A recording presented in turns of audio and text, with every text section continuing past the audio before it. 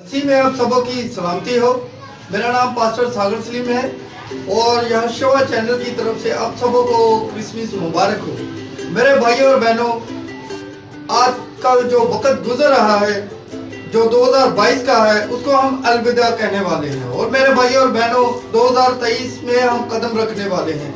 और खुदावंद का फजल है कि 2022 में उसने हमें जिंदों की जमीन पर जिंदा रखा।